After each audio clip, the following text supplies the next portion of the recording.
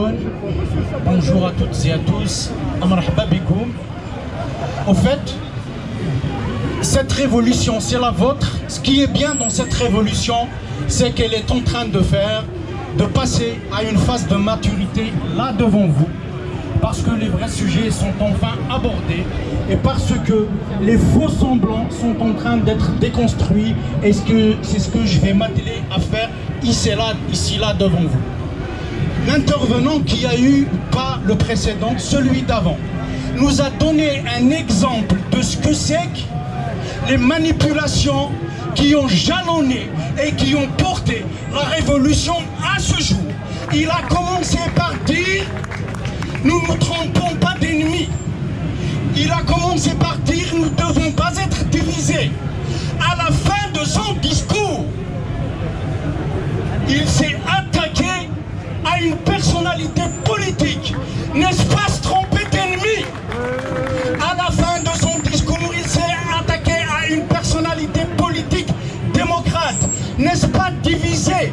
N'est-ce pas vouloir projeter une révolution qui est basée sur le principe de l'exclusion?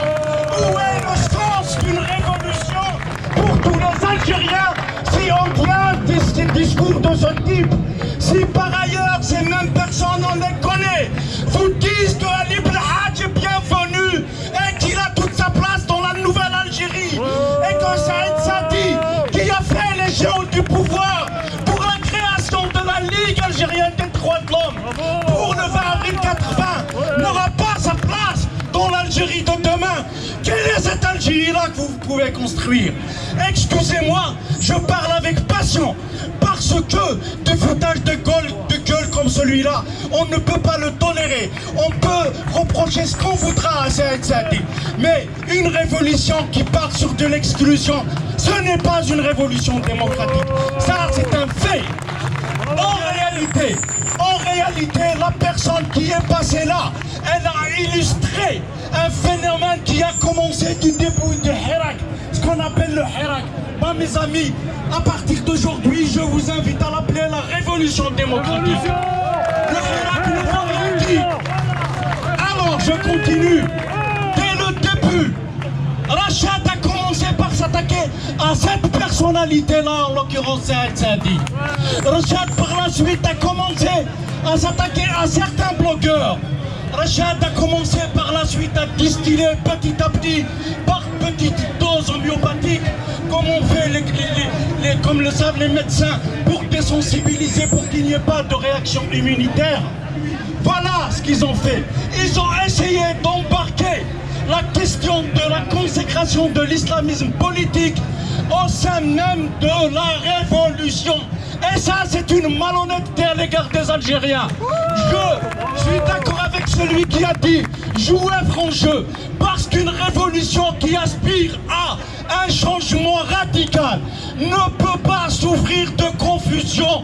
Elle doit être claire, précise, elle doit donner ses objectifs clairement. Voilà la réalité de cette révolution. Nous, c'est pourquoi moi je pense qu'on vous doit la vérité. Nous, dans le milieu des activistes, on vous doit la vérité. Cette vérité a que il y a eu un pacte entre certaines parties qui se proclament du courant démocratique avec Rachad. Voilà ce qui s'est passé. Cette révolution est la vôtre.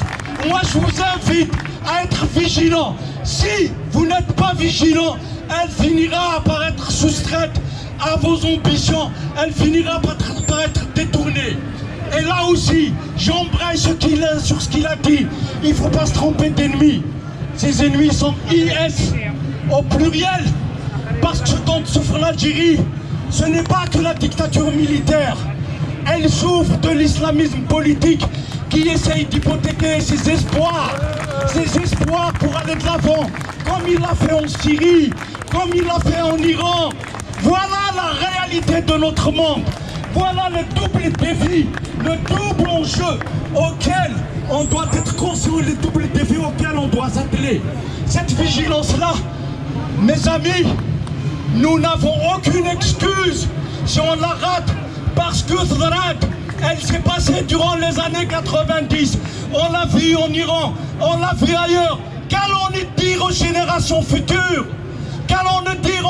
On leur dira qu'on ne les a pas vus, qu'on ne savait pas qu'ils sont violents, c'est une idéologie liberticide.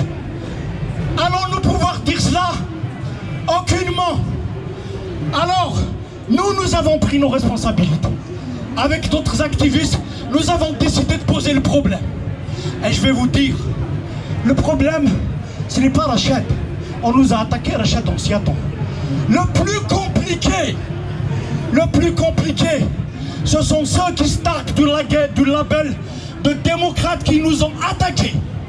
Ils nous ont attaqués, ils nous ont diabolisés, nous taxons le plus souvent du DRS et de la police politique. Cela, en donnant cette accusation, en l'accompagnant de leur label, qui pour moi maintenant, je me permets, je l'assume, je le mets en doute. Voilà, on donnait caution à ce discours qui voulait nous exclure. Et nous l'avons porté. Pourquoi? Pourquoi? Parce qu'il a dit, il ne faut pas se tromper d'ennemi. Mais faudrait-il pour autant savoir si on se trompe d'objectif ou pas? Parce que c'est ça la vraie question. La vraie question, c'est celle-ci. Car en fin de compte, ce n'est pas Bouteflika en soi qui est le problème. C'est le régime. Mais le négatif du régime, je veux dire son opposé. Et c'est ça qui doit nous intéresser. Ce n'est pas tant ce qu'on ne veut pas, mais c'est surtout de dire ce qu'on veut.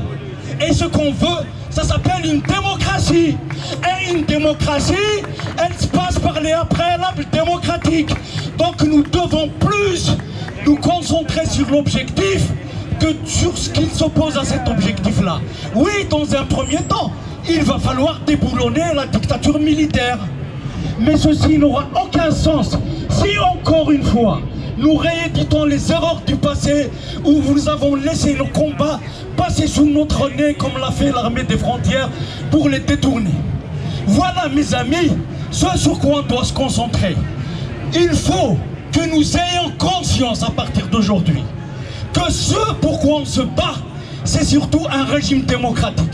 D'où la question des préalables démocratiques. Et là encore, je vais déconstruire.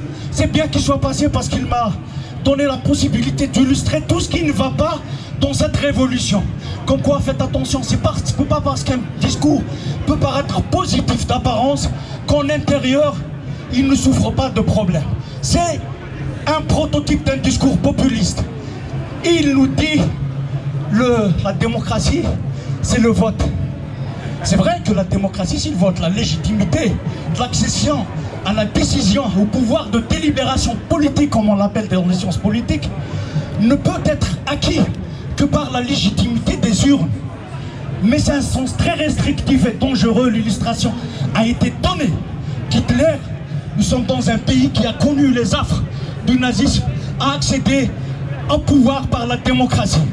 Et là, nous disons, ce sens, il est restrictif et il est dangereux. Parce que la démocratie, avant même qu'il y ait la question du vote, il y a d'abord les droits de l'homme, il y a d'abord les préalables démocratiques, la séparation du pouvoir, tout ça, mais surtout les libertés individuelles. De quelle démocratie, même quand il y a un vote, on peut parler. Si on ne peut pas dire sa pensée, il n'y a pas de débat libre pour que les citoyens puissent choisir et